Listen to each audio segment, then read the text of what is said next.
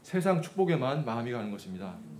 그런데 이렇게 하나님을 보지 못하고 계속해서 내 중심의 신앙생활을 할 때 믿음이 자라지 않습니다. 그리고 결국에는 하나님과 동역자들과 갈등하며 분쟁을 일으키게 됩니다. 저희가 말씀을 통해 나의 신앙 상태를 되돌아보고 새롭게 결단하는 시간이 되기를 기도합니다. 제가 기도하고 시작하겠습니다. 사랑과 은혜가 풍성하신 하나님 아버지, 감사합니다. 저희 가운데 또 고린도전서 말씀 또 허락하시고 말씀을 통해서 또 저희의 신앙을 되돌아보게 하시니 참으로 감사합니다. 지금 특별히 오늘 말씀을 통해서 고난 가운데 저희가 무엇을 바라보고 있는가 깨닫게 도와주시고 또 정말 이 주님을 바라보는 또 이 결단을 할 수 있도록 도우시길 간절히 기도합니다. 감사드리며 모든 말씀 예수님의 이름으로 기도드렸습니다. 아멘. 파트 1, 하나님의 동역자 1절부터 9절까지입니다. 1절을 보십시오.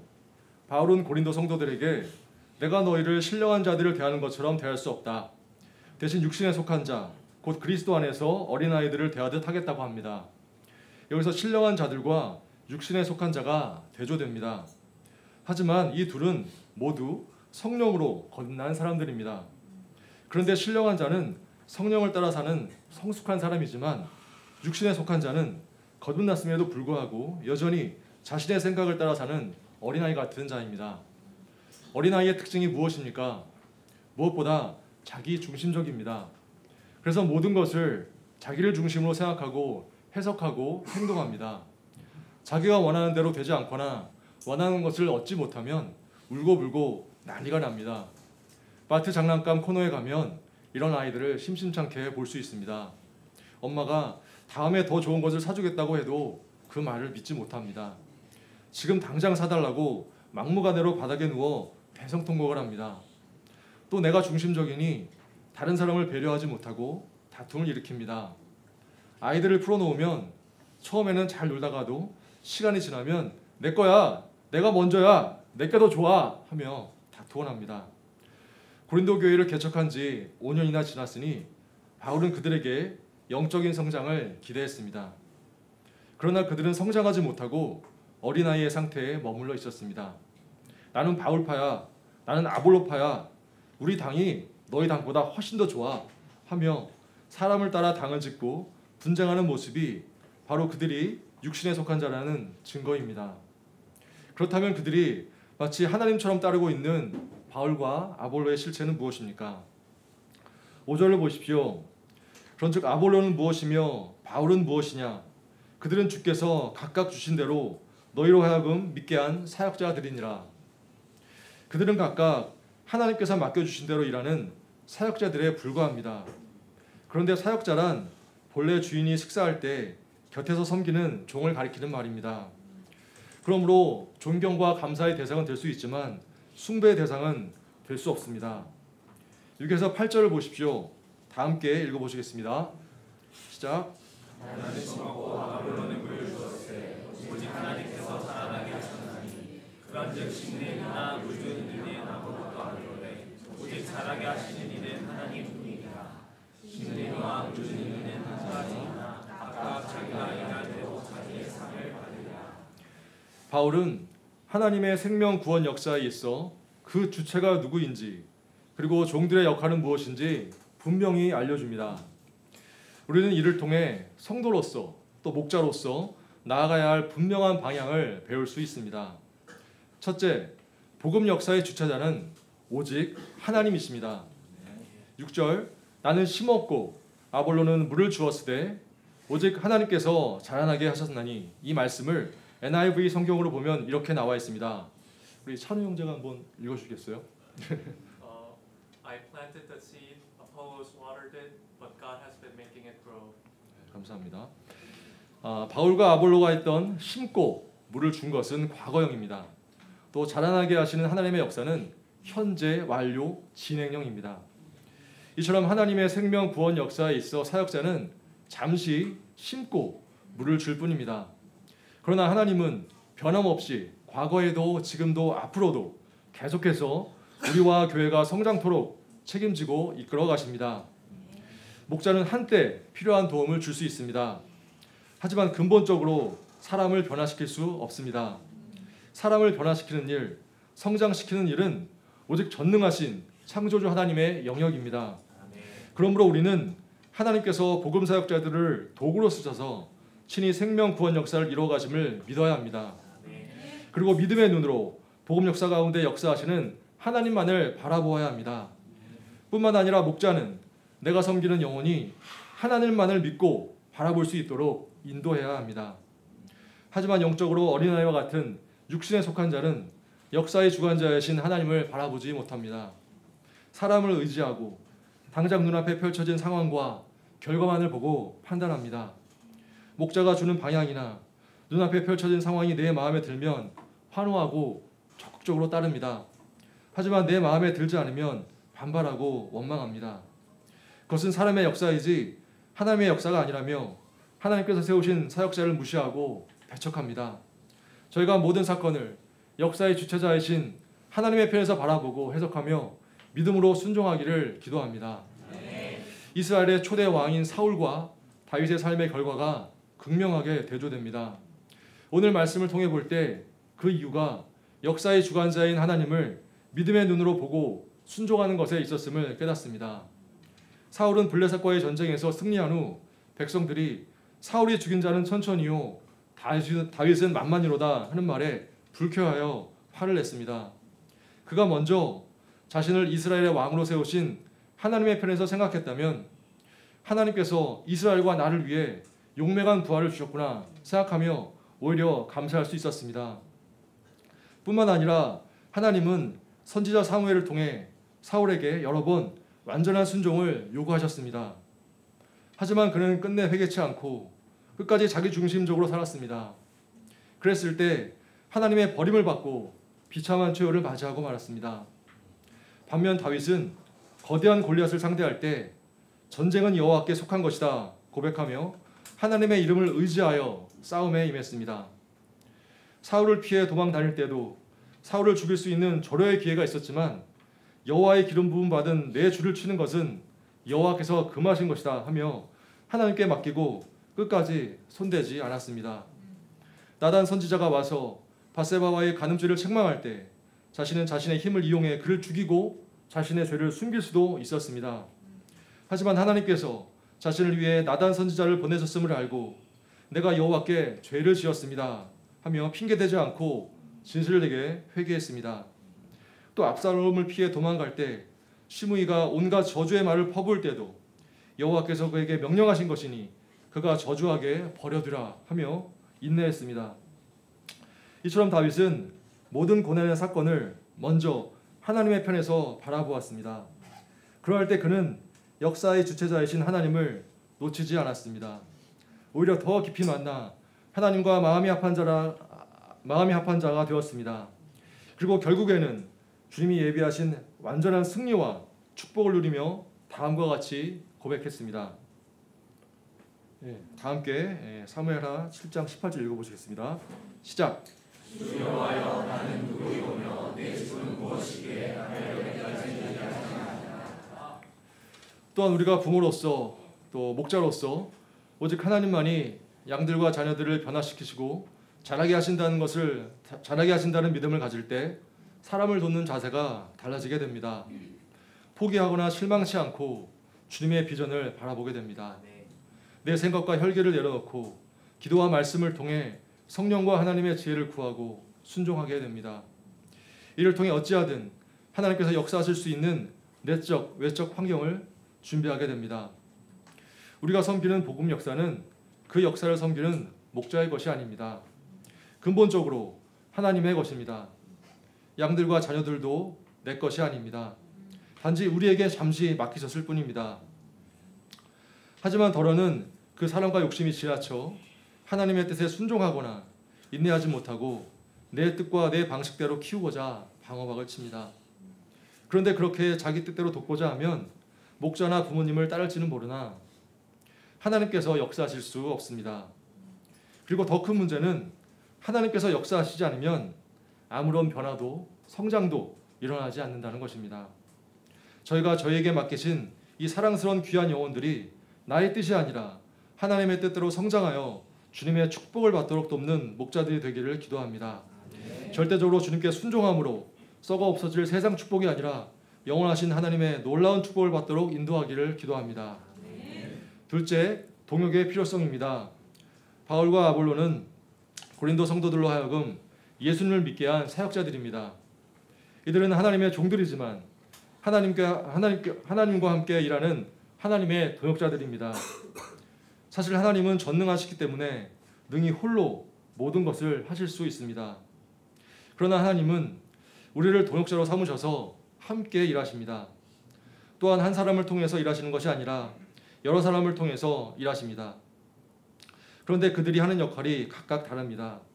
바울은 개척을 하였고 아볼로는 개척한 곳에 가서 양육을 감당했습니다. 인간적으로 보면 바울이 차려놓은 밥상에 아볼로가 숟가락만 들고 온 것처럼 보입니다.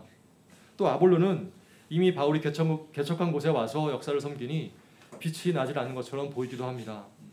하지만 그들은 그런 인간적인 생각을 하지 않았습니다. 하나님의 동역자로서 쓰임받는 것에 감사하며 함께 하나님의 역사를 섬겼습니다. 찬양팀에는 여러 다른 종류의 악기들이 있습니다. 이처럼 하나님은 우리 각자에게 다양한 은사와 기질을 주셨습니다. 전에 드럼을 배울 때 선생님께서 드럼 연주자는 다른 무엇보다 다른 파트의 소리를 잘 듣고 그것을 살려주는 역할을 해야 한다고 하셨습니다.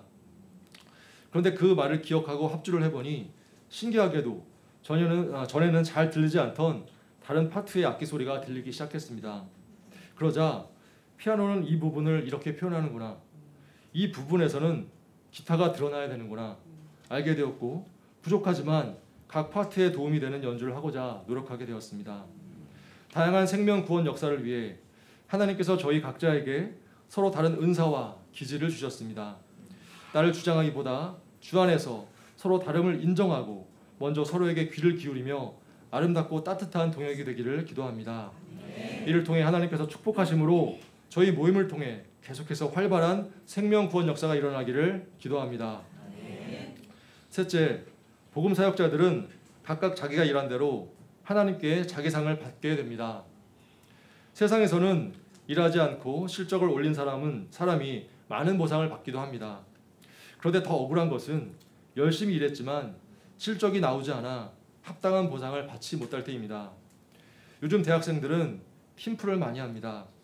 여러 학생들이 한 조를 이루어 각자 파트를 맡아 과제를 완성하는 것입니다. 문제는 팀플의 점수가 결과물로 매겨지기 때문에 내가 아무리 내 파트를 열심히 했어도 다른 사람이 잘못하면 나의 노력이 허사가 된다는 것입니다. 자료를 조사한 학생이 아무리 열심히 했어도 발표자가 실수하면 점수가 깎일 수 있습니다. 또 발표자가 너무 잘하면 이를 뒷받침한 다른 조원들의 노력이 드러나지 않아 억울할 수도 있습니다. 이처럼 세상은 결과 중심이고 또 누가 더 잘 보여주는가에 따라 평가를 받습니다. 그러나 하나님은 조별로 도매급수로 상을 주시는 것이 아니라 각각 인격적으로 상을 주십니다. 또한 하나님은 일한 대로 상을 주십니다. 일한 대로라는 것은 결과물의 화려함이 아니라 맡은 역할을 얼마나 충성스럽게 감당했는가 하는 것입니다. 주님은 맡은 자들에게 구하는 것은 충성이라 말씀하십니다. 충성은 능력에 상관없이 누구라도 원하기만 한다면 할 수 있는 것입니다. 우리에게 맡기신 생명 구원 역사는 사람을 낚는 것입니다. 오랫동안 기다려야 하고 잡힌 줄 알았던 양이 도망갈 때도 있습니다. 이럴 때 지치고 포기하고 싶습니다. 그러나 저희가 주님을 바라보며 충성되게 그물을 내린 자 되기를 기도합니다. 또한 하나님은 상 주시는 분이십니다. 어떤 사람은 어떻게 상을 바라고 신앙생활을 하냐고 말합니다. 그런데 하나님의 상을 바라고 확신치 못할 때 사람의 칭찬과 인정 그리고 세상의 축복에 매이게 됩니다. 그리하여 주님을 위해 희생적으로 섬기다가도 내가 원하는 구체적인 열매가 없을 때 손해 의식에 빠져 고통합니다. 그러나 하나님의 상을 바라고 확신할 때 우리는 피해의식과 비교의식에서 벗어나 자유롭고 기쁘게 주의 역사를 섬길 수 있습니다. 그러면 하나님의 상급은 무엇일까요? 성경은 의와 생명의 멸관이라고 말할 뿐 구체적으로 알려주지 않습니다. 그래서 많은 사람들이 죽어서나 받는 이런 상급은 필요 없다고 말하기도 합니다. 그러나 앞서 고린도전서 2장 12절 우리가 세상의 영을 받지 아니하고 오직 하나님으로부터 온 영을 받았으니 이는 우리로 하여금 하나님께서 우리에게 은혜로 주신 것들을 알게 하려 하심이라. 이 말씀은 우리가 구원의 선물을 시작으로 이미 하나님께로부터 수많은 은혜를 받았음을 알려줍니다. 단지 우리가 여전히 육신에 속하여 그 은혜가 얼마나 놀라운지 그 가치를 깨닫지 못할 뿐입니다. 무엇이 죄이고 그 죄가 나를 얼마나 고통스럽게 하는가 깨닫고 죄와 싸울 수 있게 되었습니다. 십자가 예수님을 통해 하나님이 나를 얼마나 사랑하시는가 깨달았습니다. 이 땅에서의 삶이 끝이 아니라 영원한 하나님 나라가 예비되어 있음을 깨달았습니다. 하나님의 말씀대로 사는 것이 진정한 승리요 축복의 길임을 깨달았습니다. 내가 아니라 주와 복음을 위해 사는 것이 가장 자유롭고 가치 있는 인생임을 깨달았습니다. 고난을 통해 더욱 깊이 주님을 만남으로 고난이 축복임을 깨달았습니다. 세상에서 맛보지 못한 기쁨을 맛보고 세상 유혹을 끊어낼 수 있었습니다. 불가능해 보이던 기도 제목이 이루어지는 기적을 체험했습니다. 또 최선을 다해 살지만 결국에는 멸망을 향해 가는 인생에서 기쁨으로 섬기며 천국을 향해 가는 인생이 되었습니다. 어떻습니까? 이미 받은 은혜를 생각할 때 장차 하늘에서 받을 상급은 그 무엇을 상상하든지 그 이상일 것입니다. 파트 2 지혜로운 건축자 10절에서 15절입니다. 앞서 바울은 사역자들을 하나님의 밭에서 일하는 종이요 동역자들이라고 했습니다. 그리고 이제는 하나님의 집을 짓는 건축자에 비유하고 있습니다. 10절을 보십시오. 다 함께 읽어보시겠습니다. 시작.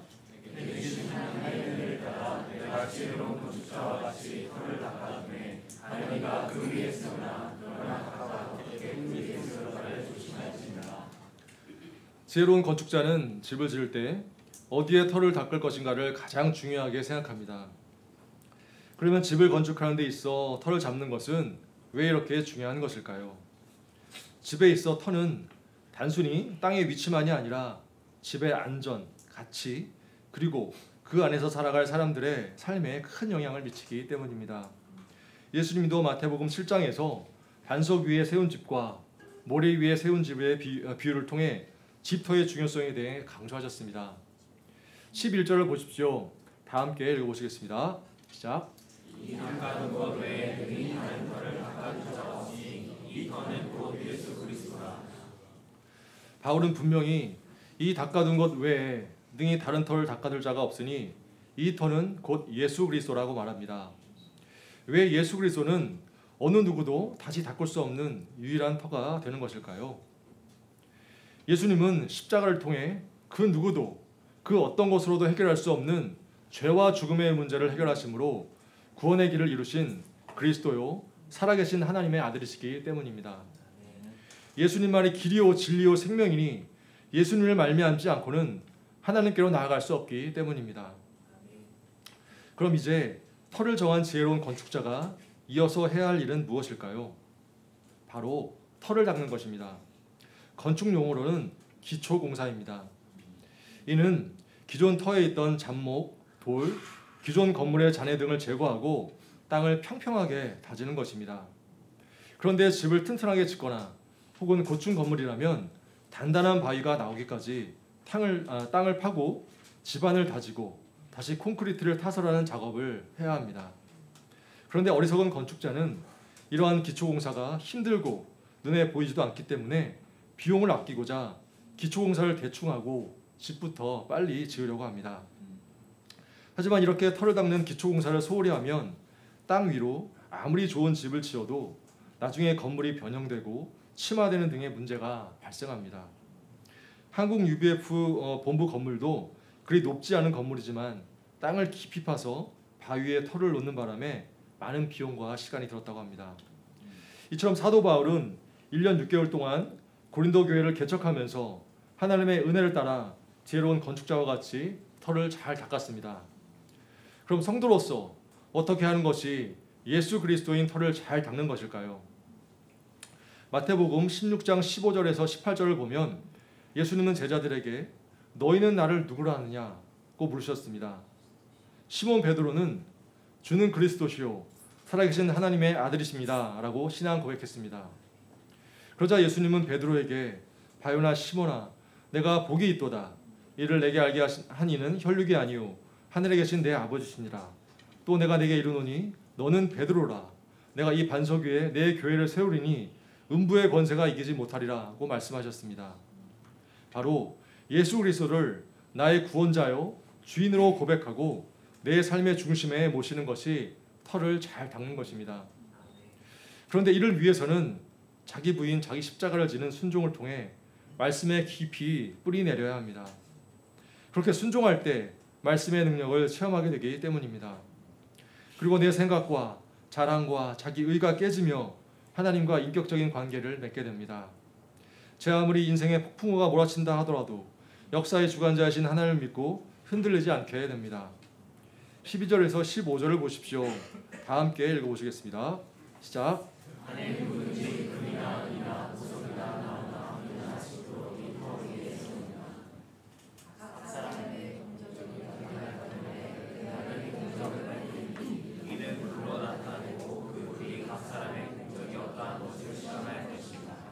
만일 누구든지 그에게 세운 공적이 그대로 있으면 상을 받고 누구든지 그 공적이 있다면 해를 받으니 그러나 하나님의 구원을 받을 때 가운데서 받은 것. 집을 지을 때 터를 잡고 기초 공사를 마쳤으면 이제 골조 공사를 해야 합니다. 이는 터 위에 구조물을 세우는 것입니다. 이때 어떤 자재를 사용하고 어떤 공정을 할 것인가 잘 선택해야 합니다. 마찬가지로 바울은 이렇게 예수 그리스도의 터 위에 집을 지을 때 어떤 재료를 할 것인가 잘 선택해야 한다고 말합니다. 그가 언급한 금, 은, 보석, 나무, 풀, 집 등 모두 6가지 재료는 크게 두 종류로 나눌 수 있습니다. 불에 타지 않은 금, 은, 보석과 불에 타는 나무, 풀, 짚입니다. 금은 보석은 비싸고 구하기가 힘들고 또 이런 것들로 지으면 시간이 오래 걸립니다. 반면 나무, 풀, 짚은 값이 싸고 구하기가 쉬우며 빨리 지을 수 있습니다. 그런데 문제는 최후 심판날에 불심판을 받게 되는데 이때 사역자들의 공적이 어떠한지 불로써 밝혀진다는 것입니다. 이는 금이나 은이나 보석으로 하나님의 집을 지은 자는 하나님의 불심판을 견디고 그 공적이 그대로 남지만 나무나 풀이나 짚으로 지은 집은 전부 불에 타버려서 아무런 공적도 남지 않는다는 것입니다. 그러면 금과 은과 보석으로 하나님의 집을 짓는다는 것은 무엇을 의미하는 것일까요? 첫째, 나의 가장 귀한 것을 드리는 삶입니다. 금, 은, 보석은 나의 가장 귀한 보물입니다. 이는 최상의 것을 드리는 것입니다. 또 가장 먼저 주님께 드리는 것입니다. 또 거룩히 구별하여 드리는 것입니다.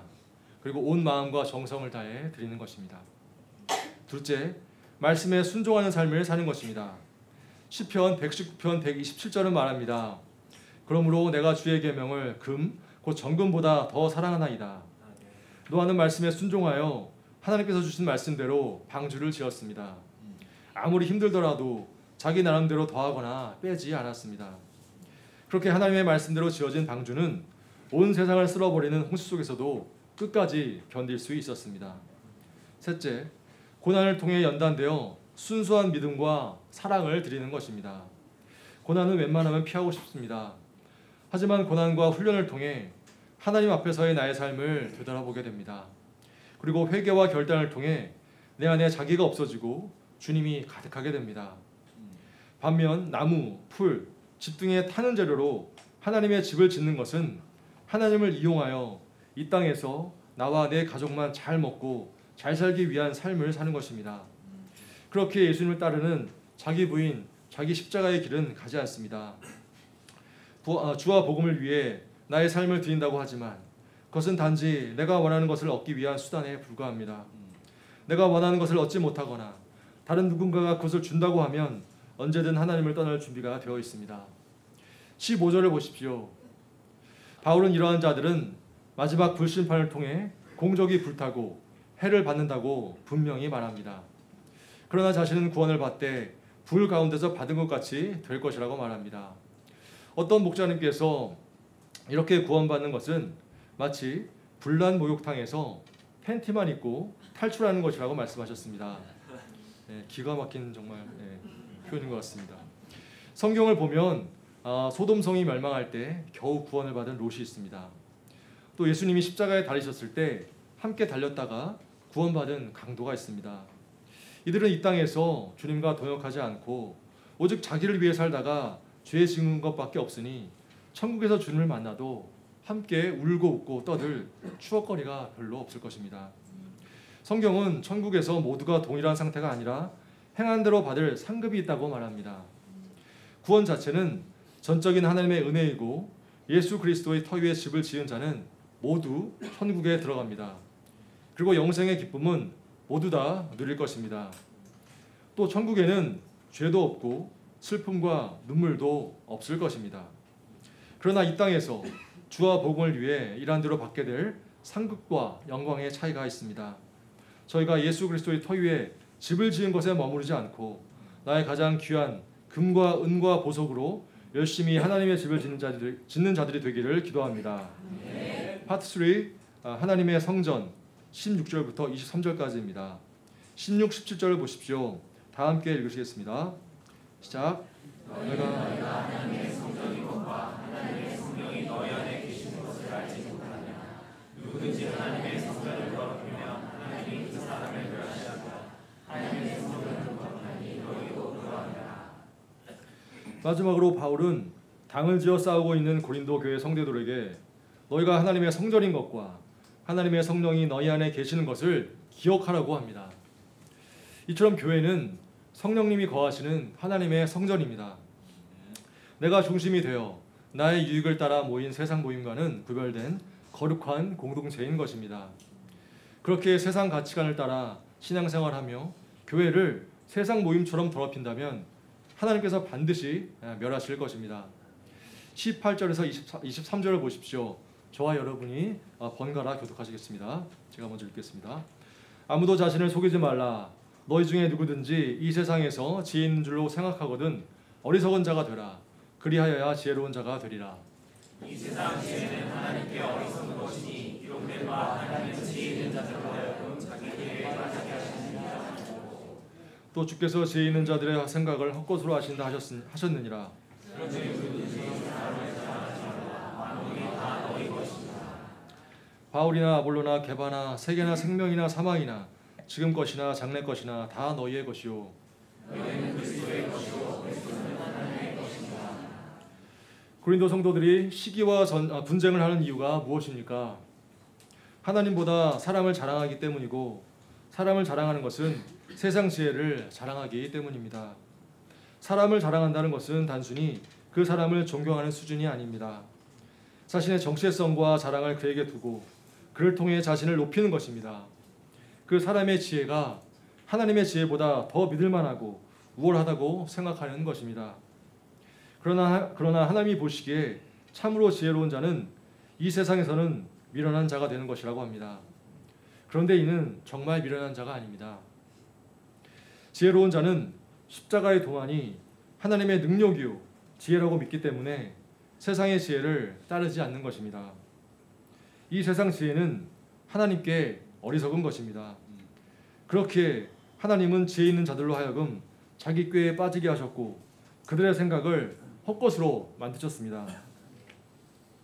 우리가 지금까지 이렇게 하면 성공하겠지, 이렇게 하면 승리하겠지, 이렇게 하면 행복하겠지 확신하며 세상의 지혜를 붙잡고 살았던 지난 날들을 되돌아보십시오. 우리가 깨달은 것이 무엇입니까? 나의 계획이 아무리 치밀하고 아무리 완벽하고 아무리 지혜로워도 그대로 되는 것은 아니라는 것입니다. 그런데 놀랍게도 그렇게 우리의 계획과 노력이 무너지고 고난이 임할 때 하나님께 감사할 일들이 보이기 시작합니다. 나의 끝에서 비로소 하나님의 은혜와 능력이 드러나는 것입니다. 창세기 26장을 보면 이삭은 힘들게 우물을 팝니다. 그런데 그때마다 그럴 사람들에게 우물을 빼앗기고 쫓겨납니다. 당시 우물은 큰 재산이요 삶의 터전이었기에 그는 두렵고 고통스러웠을 것입니다.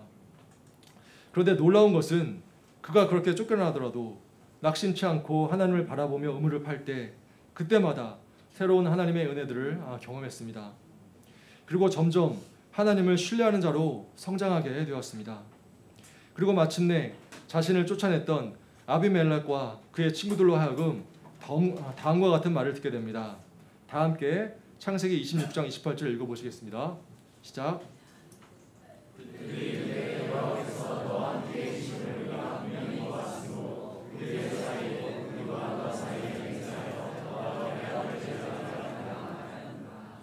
이삭은 계속해서 자신의 계획과 노력이 허사가 되는 것을 보며 이러다가 망하는 것은 아닌가 두려웠을 것입니다. 하지만 계속해서 우물을 파며 주님을 붙잡을 때 하나님의 지혜와 능력이 그를 떠나지 않았습니다. 그리고 결국에는 원수의 목전에서 완전한 승리를 베푸시는 하나님의 은혜를 경험하였습니다.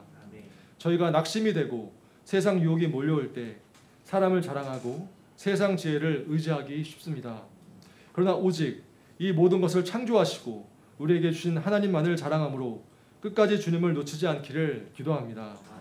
그 어떤 것으로도 해결할 수 없는 죄와 죽음의 문제를 해결하신 예수님의 사랑과 능력만을 자랑하고 붙잡기를 기도합니다. 여름 수양회에서 딸아이의 인생 소감을 들으며 하나님께서 섬세하고 인격적으로 역사하셨음을 깨달았습니다. 그리고 그동안 내가 키운 줄 알았는데 하나님께서 키우고 계셨구나 고백하지 않을 수 없었습니다. 나아가 이제부터는 정말 자녀들, 양들뿐만 아니라 제 자신도, 제 자신의 삶도 주님께 온전히 맡겨야겠다고 다짐했습니다. 하지만 그럼에도 불구하고 얼마 전 그것도 일용할 양식을 먹다가 하나님은 나 이런 고통을 아시나 하는 생각을 저도 모르게 입 밖으로까지 내뱉는 제 자신을 마주하게 되었습니다. 그리고 메시지를 준비하며 여전히 제가 하나님이 아닌 내가 중심이 된 신앙생활을 하며 장차 불에 타 전부 없어질 나무와 풀과 짚으로 하나님의 집을 짓고 있음을 인정하게 되었습니다. 말씀과 사건과 고난으로 찾아오셔서 불에 타 없어질 나의 짐을 허무시고 다시금 금과 은과 보석으로 하나님의 집을 짓게 하신 주님께 진심으로 감사드립니다. 바울은 자신은 100% 구원을 받고 하나님의 상급을 받을 것이라고 확신하며 신앙생활을 했습니다. 그리하여 예수 믿는 자들을 박해하는 것이 하나님을 기쁘시게 하는 것이라 믿고 누구보다 열심을 냈습니다.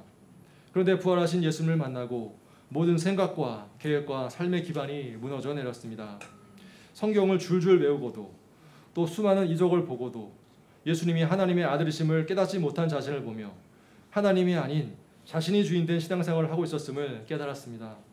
그리고 주님께서 지금 만나주셔서 자신을 망하게 하지 않으셨다면 상급은커녕 구원도 받지 못하고 영원한 멸망에 처할 운명이었음을 깨닫고 진심으로 감사했습니다. 그리하여 이후에는 자신이 자랑하던 모든 것을 배설물로 여기고 주님만 보고 달려가는 인생을 살았습니다. 저희 또한 고난과 말씀 앞에 내가 무엇으로 하나님의 성전을 짓고 있는가 겸손히 되돌아보기를 기도합니다. 그리고 모든 역사의 주관자이신 하나님께 시선을 고정하고 함께 주님의 집을 지어가는 동역의 역사 이루기를 기도합니다. 제가 기도하고 마치겠습니다.